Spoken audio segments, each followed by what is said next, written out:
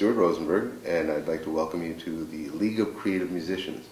This is the control room in the studio of the League, and we're happy to have you here. One of the great challenges of producing recordings is making musicians comfortable in the studio. And the great trick to making musicians comfortable in the studio, in my experience, is making them sound to themselves as they wish to sound. So the monitoring system that you're using is kind of critical to that. Everybody has different needs. The rhythm section has different needs than the soloist, and the soloist has different needs than the instrumentalists, and et cetera, et cetera. So there has evolved in the world of studio recording the concept of a personal monitor which allows each musician to have some control over what they're hearing. And the system we use is the hearback system, which allows 8 separate more me's, as it were. 8 separate channels that you can assign. We do it to the aux ends. And we give each musician the ability to control the level of 8 different instruments or sets of signals.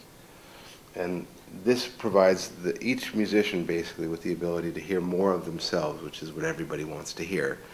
And it makes life so much easier, so much smoother in the studio, and really allows for, I think, a higher quality of performance because everybody's more comfortable with what they're doing.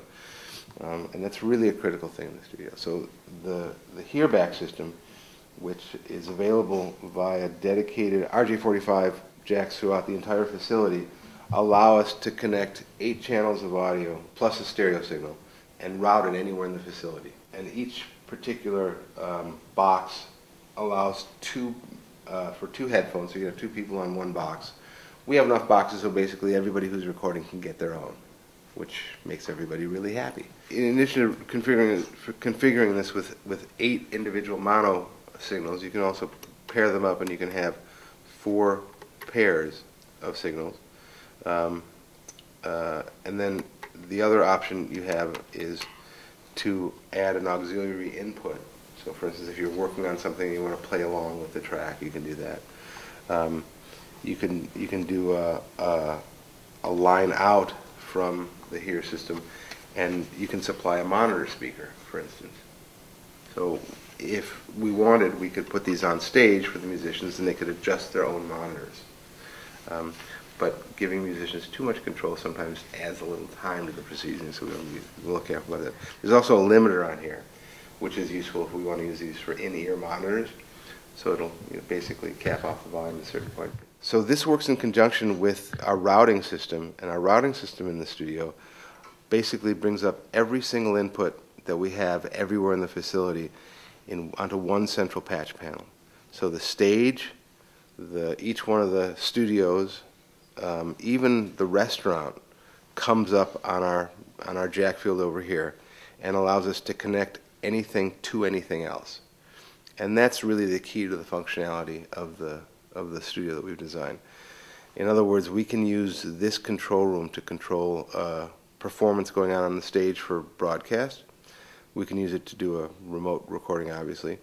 But it also means that we can use this control room to control a recording session taking place in either one of the two side studios, or all 3 of the studios at once, or allows us to route the signal so that we can use the side studios as control rooms for what's going on the stage or for each other.